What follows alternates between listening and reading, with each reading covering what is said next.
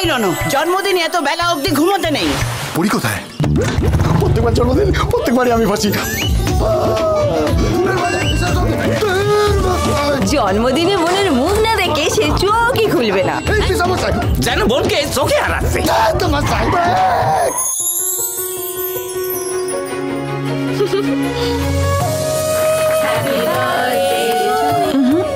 আগে মা বাবা। আমার মা বাবা সবই তো তুই। রনো, পরির বিয়ের পর তোর কি হবে? আদরের বোন 8ই নভেম্বর থেকে প্রতিদিন সন্ধে 6টায় সান বাংলায়।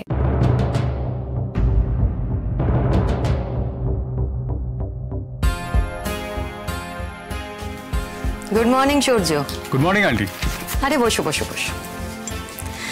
তুমি যে নেকলেসটা লাবণ্যকে দিয়েছো সেটা খুব সুন্দর হয়েছে। ইনফ্যাক্ট লাবণ্যর খুব পছন্দ হয়েছে। লাবণ্যর জন্য এই নেকলেসটা আন্টি আমি অনেক আগে থেকে সিলেক্ট করে রেখেছিলাম। বলছিল। তোমার একটা কথা বলি সূর্য, দেখো বিয়ের পর না এই ছোট ছোট মুহূর্তগুলো ভীষণ ম্যাটার করে, খুব গুরুত্ব পায়। কিন্তু তারপর যত দিন গড়ায় এই ছোট ছোট মুহূর্তগুলোর গুরুত্ব হারিয়ে যায়। জীবন ক্রমশ একঘেয়ে হয়ে যায়, তারপরেই শুরু হয় অশান্তি।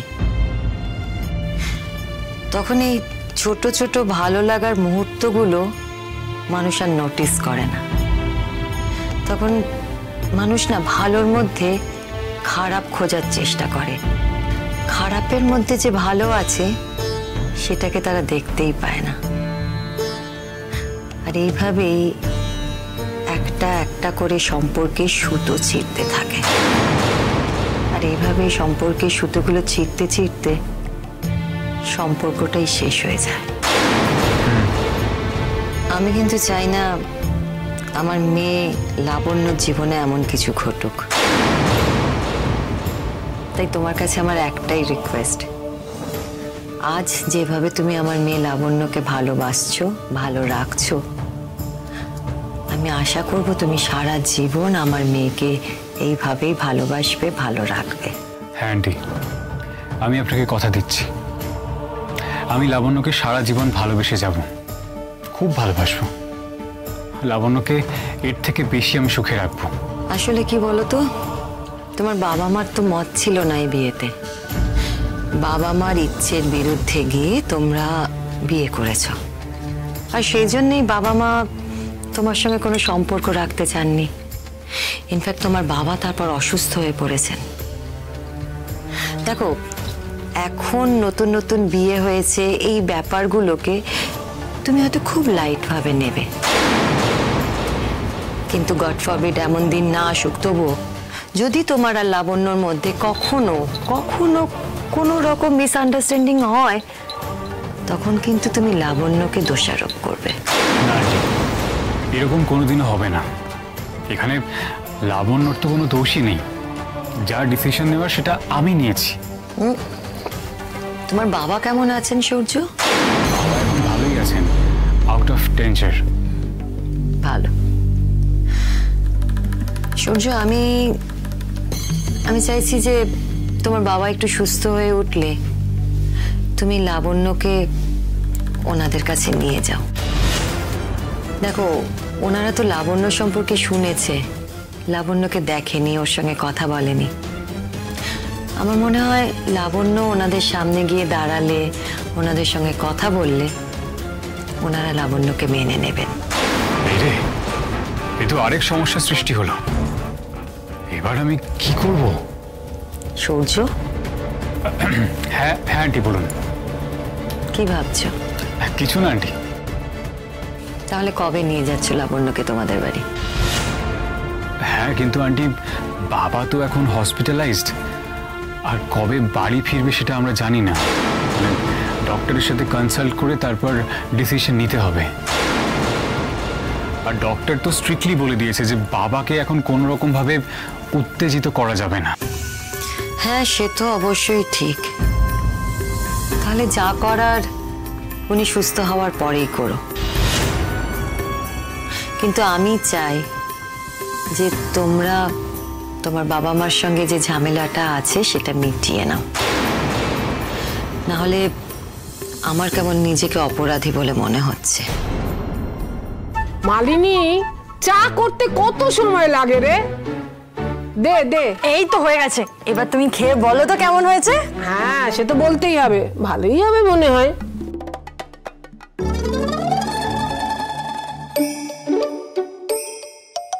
চাটা পর্যন্ত তুই সুন্দরীর মতো বানাতে শিখলি না মালিনী। মাসিমা, আরে বাবা, ধর ধর ধর ধর ধর। আরে বাজার পুরো আগুন এখানে, মানে একটা জিনিসে হাত দেওয়া যাচ্ছে না, মাথায় হাত পড়ে যাচ্ছে। আপনি ভাবুন, আমাদের ওখানে যেগুলো 5 টাকা দাম, এখানে সেগুলো 20 টাকা। বলছো কি উমা? হ্যাঁ, আবার কিছু ওই শাকসবজি ওই প্যাকেটে করে বিক্রি হচ্ছে, বলছে নাকি অর্গানিক সবজি, সেগুলোর দাম আরো বেশি। অর্গানিক সবজি মানে ওই সবজিগুলো ফলনের সময় রাসায়নিক সার দেওয়া হয় না, জৈব সার দেওয়া হয়। তো জৈব সারের তো খরচ কম, তাহলে তো সবজিগুলোর দাম অনেক কম হওয়া উচিত। না না, ওই সবজিগুলোর ফলনও কম, ওই জন্য দাম বেশি। আচ্ছা, শৌর্য কোথায়? মামু তো বেরিয়ে গেছে। বেরিয়ে গেছে? আমি দেখলাম ও আছে, তাই তাড়াতাড়ি করে বাজার করে নিয়ে এলাম, যাতে খেয়ে দিয়ে বেরোতে পারে। ওর চলে গেল? হ্যাঁ, খুব তাড়ায় ছিল, আমার সাথেও তো দেখা হয়নি, আমাকে তো ক্রিসদা বললো। সত্যি, ছেলেটা যে কখন আসছে কখন চলে যাচ্ছে কিছুই বুঝতে পারছি না। সুন্দরীটাকে আজকে সারাদিন একলাই কাটাতে হবে। আচ্ছা, ও দুপুরে এসে কি খাবে কিছু বলেছে? না, তেমন তো কিছু বলে যায়নি উমা।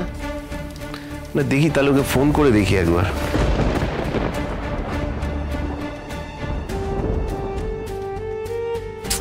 এই এক জ্বালা হয়েছে, প্রথমবার এই ছেলেটা ফোনটা ধরে না, একবার দুবার তিনবার করার পর ফোনটা ধরে। আরে নাচ জামাই তো হাজারটা কাজে ব্যস্ত থাকে, সেই জন্যই হয়তো ধরতে পারে না সবসময়। হ্যাঁ, ও একাই কাজ করে, আমরা তো কোনো কাজ করি না। না বাবা, মামুর কাজ আর তোমার কাজ সম্পূর্ণ আলাদা। মামু তো শুটিং করে, আর শুটিং এ ফোন ধরা যায় না। তোকে কি এইসব তোর মামু বলেছে? মামু বলতে যাবে কেন, এখন তো এগুলো সবাই জানে, টিভিতে ইন্টারনেটে দেখা যায় শুটিং কিভাবে হয়। তারপরে ওই টিভিতে তো সিনেমার মেকিংও দেখায়। আরে ওখানে ওই শুটিং শুরুর আগে বলে সাইলেন্স, তারপর কাজ শুরু হয়। বাবা মালিনী, তুই কত কিছু জানিস রে। যাই হোক, আমাকে তো দুপুরে কি খাবে সেটা জানতে হবে, আর ফোন করা ছাড়া তো সেটা জানার কোনো উপায় নেই। দেখি একবার ফোন করে। শিওর আন্টি, আমি চেষ্টা করব, কিন্তু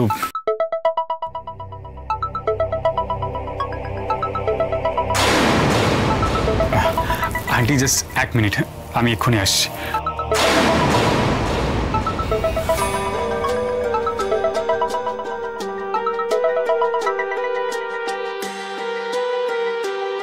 হ্যাঁ জামাইবাবু, বলো। কি গো, কোথায় চলে গেলে? ও, তুমি বোধহয় বাজারে গেছিলে তখন, মানে আমি তোমাকে খুঁজলাম কিন্তু খুঁজে পেলাম না, তাই না বলে চলে আসতে হলো। এ বাবা, আমি ভাবলাম তুমি আজকে থাকবে, তাই ভালো মন্দ বাজার করে আনলাম। তাতে অসুবিধার কি আছে, তোমরা এখন খাও, আমি রাতে গিয়ে খেয়ে নেবো। সৌর্য ছেলেটা কি আমাদের কাছ থেকে কিছু লুকোচ্ছে? কেন জানি না, ওকে আমি ঠিক ভরসা করে উঠতে পারি না। ওর সব কিছুতেই মনে হয় কোনো রহস্য লুকিয়ে আছে। যখনই কোনো ফোন আসে, ও ছুটে বাইরে বা আড়ালে চলে যায়। কে ফোন করে ওকে যে ও আমাদের সবার সামনে কথাগুলো বলতে পারে না? না, এই কথাগুলো চেপে রাখলে চলবে না। কথাগুলো সৌর্যকে সরাসরি জিজ্ঞেস করতে হবে। রাতে আসবে তুমি? না, মানে তোমার তো প্রতি রাতেই কাজ থাকে, তাই বললাম। ও হ্যাঁ, তাই তো, আমার তো শুটিং আছে। আমি চেষ্টা করবো জামাইবাবু। তা এখন তুমি কোথায়? এখন এখন এখন আমি শুটিংয়েই আছি। আসলে খুব কাজের প্রেশার গো, মানে শেষ হতে হতে ভোরবেলা হয়ে যাবে, তার সাথে বৃষ্টি পড়ছে, কাজে খুব হেল্ড আপ হচ্ছে, শুটিংটা করতে পারছি না প্রপারলি। ও, তুমি বাইরে শুটিং করছো? হ্যাঁ, আউটডোরে শুটিং করছি তো। আচ্ছা, দেখো, একেবারে ডে নাইট শ্যুট, আউটডোর না হলে তো কোনো অসুবিধাই ছিল না, হচ্ছে বলে তো এত দেরি হচ্ছে, তাই না? আচ্ছা, আমি রাখলাম, হ্যাঁ এখন রাখছি। আচ্ছা, কি আর করা যাবে। কি বললো গো জামাই, রাতে খাবে তো? কিছুই বুঝতে পারলাম না। রান্না তো করাই হবে, ওর জন্য রেখে দেওয়া হবে, যখন আসবে তখন খাবে। কালকে আমি একটু বেরোবো। কোথায় যাবে বাবা? আমার একটা কাজ আছে, ফোন করলে তবেই বেরোবো। তুই একটা কাজ কর না, বাজারটা ভেতরে গিয়ে রাখ, আর আমাকে একটু চা করে খাওয়া দেখি, এমন বানাচ্ছিস বুঝতে পারবো। ঠিক আছে। হ্যাঁ আন্টি বলুন এবার।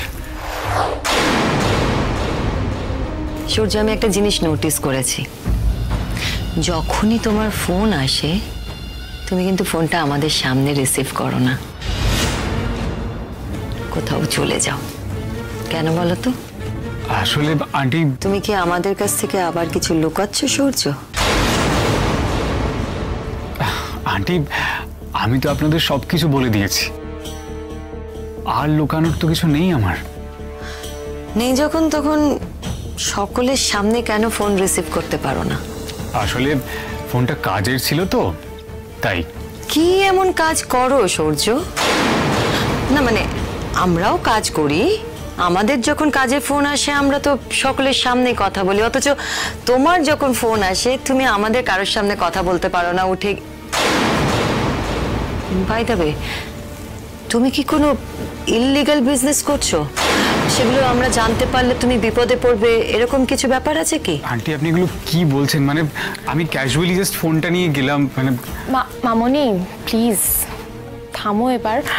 তুমি তো সিআইডি আর সিবিআই এর থেকেও বেশি প্রশ্ন করছো। বেচারার মুখটা দেখো, তোমার প্রশ্নবান সামলাতে না পেরে হিমশিম খেয়ে গেছে। অ্যাকচুয়ালি আন্টি আমার বিজনেস নিয়ে একটু টেনশন চলছে, মানে একটা ক্লায়েন্টের সাথে ঝামেলা চলছে আর কি। তাই ওনার সাথে কথা বলার সময় যদি মাথা গরম হয়ে খারাপ কথা বেরিয়ে যায়, তাই অন্য জায়গায় গিয়ে রিসিভ করি, সবার সামনে রিসিভ করতে পারি না, এই আর কি। ওকে ওকে ওকে, আই ওয়াজ জাস্ট জোকিং। সূর্য, তুমি এক কাজ করো, তোমার এই যে অ্যাডভার্টাইজিং এজেন্সি, এই কাজটা তো অনেক বেশি স্ট্রেসফুল, তাই না? না, প্রথমে তোমাকে একটা ক্লায়েন্ট জোগাড় করতে হবে, তারপরে তার জন্য তোমার ওদেরকে কিছু একটা বলতে হবে, তারপরে তোমাকে 10 বার মিটিং করতে হবে, বাজেট ফিক্স করতে হবে, শুট করতে হবে, then post production, music, edit, so many things. আমি কি বলি বলো তো, তুমি আমাদের কোম্পানি জয়েন করো, তুমি আর লাবণ্য কোম্পানি চালাবে। আমার তো অনেক বছর হলো, এবার আমি একটু রেস্ট নিতে চাই। না না আন্টি, অ্যাকচুয়ালি আমি আমার কাজকে খুব ভালোবাসি, আমার প্রফেশনকে আমি খুব ভালোবাসি, আর এই কাজের জন্য, আমার এই প্রফেশনের জন্য আমি কিন্তু লাবণ্যকে পেয়েছি।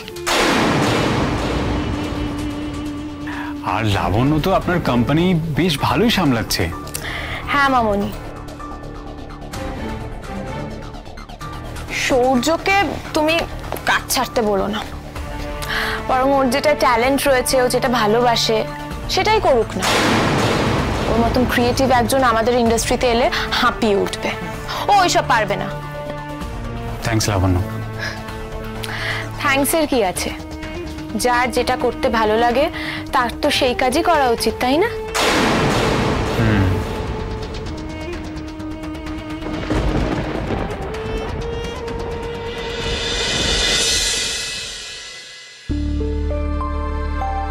কোথাও বেরোচ্ছে নাকি সূর্য? হ্যাঁ জামাইবাবু, একটা ইম্পর্টেন্ট মিটিং রয়েছে, তোমাকে বেরোতেই হচ্ছে। এই তো কয়েক ঘন্টা আগে তুমি ফিরলে। দেখো, তুমি তো আমাদের কাজের প্যাটার্নটা জানো, আমাদের 24 ঘন্টা কাজ করে যেতে হয়, তো আমার কোনো ছুটি নেই গো। এরকম চললে তো তুমি অসুস্থ হয়ে পড়বে। সারা রাত শুটিং করে সকাল 7টায় ফিরলে এখন 11টা বাজতে যায়, তুমি বেরোচ্ছ। না আসলে আমার কাজটা খুবই খুবই ইম্পর্ট্যান্ট, মানে এখন না গেলে হবে না। মানে যার সাথে মিটিংটা রয়েছে সে এক্ষুনি বেরিয়ে যাবে, আমার মিটিংটা হয়ে গেলেই তো আমাকে যেতেই হবে। ক্রিস তো ছিল, তো তুমি তো একটা কাজ করতে পারো, এই মিটিংগুলো ক্রিসকে করতে দিয়ে তুমি শুধু শুটিংটা করতে পারো, তাহলে তোমার ভারটা অনেকটা কমবে, হালকা থাকবে তুমি। হ্যাঁ ঠিকই, কিন্তু দেখো ক্লায়েন্ট তো আমার সঙ্গে মিটিংটা করতে চায়, যেহেতু শ্যুটটা আমি করি, তাই ডিরেক্টলি ক্লায়েন্টের সাথে দেখা করে মিটিংটা করলে ওরা প্রপারলি বুঝিয়ে দিতে পারে। আর বায়া কাজ করলে পরে হাজারটা প্রবলেম দেখা দেয়, তাই আর রিস্ক নিই না।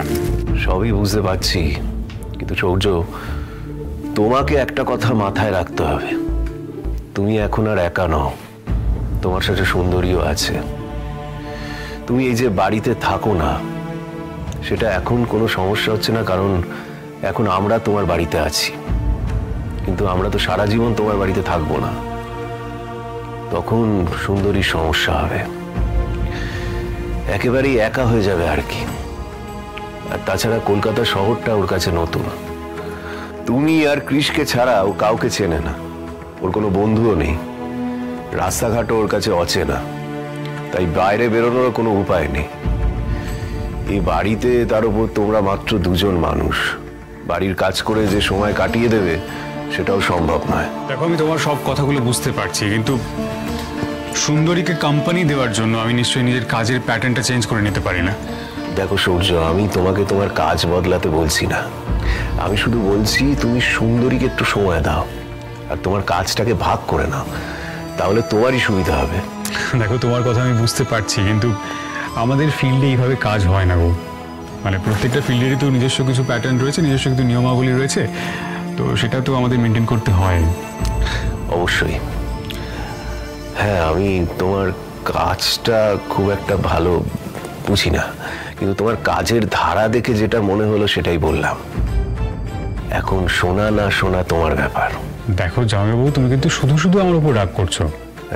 রাগ করবো কেন? দেখো, তোমার মনে হতেই পারে যে আমি সুন্দরীকে অ্যাভয়েড করছি, ওকে ভালোবাসি না, ওর প্রতি আমার ভালোবাসা নেই। যেহেতু তুমি জোর করে ওর সাথে আমার বিয়ে দিয়ে দিয়েছো, আমি জাস্ট দায়িত্ব কর্তব্য পালন করছি মাত্র। আমি কিন্তু সেরকম কিছুই ভাবছি না সৌর্য। কিন্তু জামাইবাবু, একটা কথা তোমাকে বলি, প্রত্যেকটা মানুষের কিছু স্বপ্ন থাকে, সুন্দরীরও স্বপ্ন আছে, আর আমি সুন্দরীকে কথা দিয়েছি যে ওর স্বপ্ন পূরণে সবসময় আমি ওকে সাহায্য করে যাব। সুন্দরীর একটাই স্বপ্ন, IAS পরীক্ষা দিয়ে কালেক্টর হওয়া। আমি জানি তো, সুন্দরী তো আমাকে বলেছে, আর আমি ওকে বলেছি যে আমি ওকে IAS পড়াবো, যদিও খরচা সাপেক্ষ, তাও। কি বলছো কি তুমি সূর্য? তুমি সুন্দরীকে পড়াবে? সত্যি তোমার মুখে কথাটা শুনে আমি খুব শান্তি পেলাম। না না, খরচের কথা তুমি ভেবো না। তুমি হয়তো জানো না, তোমাদের বিয়ে ঠিক হওয়ার পর একদিন সুন্দরী আমার কাছে এসেছিল। ও বলেছিল ও বিয়ে করতে চায় না, ও পড়াশুনো করে কালেক্টর হতে চায়। আমি তখন অনেক বড় মুখ করে ওকে বলেছিলাম, তোর যার সাথে বিয়ে হচ্ছে, যে ফ্যামিলিতে বিয়ে হচ্ছে, তারা এতটাই ভালো, তোর পড়াশুনো কখনোই বন্ধ করবে না, বরং তুই যতটা পড়তে চাস তারা ততটাই পড়াবে। সূর্য, তুমি আমার দেয়া সেই কথাটার মান রেখেছ, তোমার কাছে আমি সারা জীবন কৃতজ্ঞ থাকবো। তুমি মত দিয়েছো, এটাই যথেষ্ট। খরচাপাতির কথা তুমি ভেবো না। না না জামাইবাবু, এইটা হতে পারে না। দেখো, সুন্দরীকে যখন আমি বিয়ে করেছি, ওর সমস্ত দায়িত্ব, ওর কর্তব্য সব আমার। আমি ওকে IAS পড়াবো, আমি পড়াবো। তাই জন্যই তো আমার কাজের প্রেশারটাও বেড়েছে। মানে আমাকে তো ইনকামটাও বাড়াতে হবে, তাই না? আগে যা ইনকাম করতাম সেটা দিয়ে এখন চলবে না। আর একটা কথা, তুমি কিন্তু বাড়িটাও দেখো, এই বাড়িতে সত্যি থাকা যায় না। সেটা তো আমি প্রথম থেকেই জানি, তাই জন্য তো সুন্দরীকে এত তাড়াতাড়ি আমি কলকাতায় আনতে চাইনি। কিন্তু ওই বাড়িতে তো বেশি দিন ফেলে রাখতে পারতাম না, গ্রাম ওটা, নানা মানুষ নানা কথা বলতো। আমি সবটা বুঝতে পারছি জামাইবাবু, কিন্তু তোমরা আমার সিচুয়েশনটা বুঝতেই চাইছো না। কিন্তু সূর্য, এটা কলকাতা, এখানে তুমি একটা বড় বাড়ি এতদিন ধরে খুঁজে পাচ্ছ না, এটা কি সম্ভব? দেখো, শুধু বাড়ি দেখলেই তো হবে না, বাড়ির কত ভাড়া চাইছে, কি লোকেশন রয়েছে, সবটাই তো দেখতে হবে। আর দেখো, এটা তো হোটেল নয় যে দুদিন থাকলাম তারপর চলে এলাম, এটা তো বাড়ি। একটু সময় নিয়ে বাড়িটাকে খুঁজতে হবে, তাই একটু সময় লাগছে। ঠিক আছে, আমিও তাহলে দেখছি। এই বাড়িতে তিনজনে থাকা যাবে না, ক্রিস তো গোডাউনে ঘুমোচ্ছে, সেটা কি ঠিক হচ্ছে বলো তো তুমি? জামাইবাবু, আমার দেরি হয়ে যাচ্ছে, আমাকে এবার যেতে হবে, আমি আসি কেমন? বাই দ্য ওয়ে, একটা কথা তোমাকে বলা হয়নি, আমি ভুলে গেছিলাম। বলছি যে তুমি একটা কাজ করতে পারো, তুমি সুন্দরীকে নিয়ে গ্রামে চলে যেতে পারো। দেখো, আমি কথা দিচ্ছি 10 দিনের মধ্যে একটা বাড়ি খুঁজে বের করবো, তারপর নয় দিয়ে যাবো, কোনো অসুবিধা নেই। না না, এটা তুমি কি বলছো? এটা সম্ভব নাকি? দেখো, অসম্ভবের মতো তো কোনো কথা আমি বলিনি। তোমরাই তো বলছিলে যে এত ছোট একটা ফ্ল্যাটে এতজন মিলে থাকা যায় নাকি, মানে তোমরা বলছিলে বলে বললাম। দেখো, আমি জাস্ট তোমাকে একটা অপশন দিলাম, কথাটা ভেবে দেখো। আমি এখন আসি কেমন? কি হচ্ছে কিছুই বুঝতে পারছি না। সূর্যকে বাড়ির কথা বললে কেন বারবার এড়িয়ে যাচ্ছে কে জানে। না, সূর্যকে দিয়ে এই কাজটা হবে না, আমাকে কৃষকেই এই দায়িত্বটা দিতে হবে।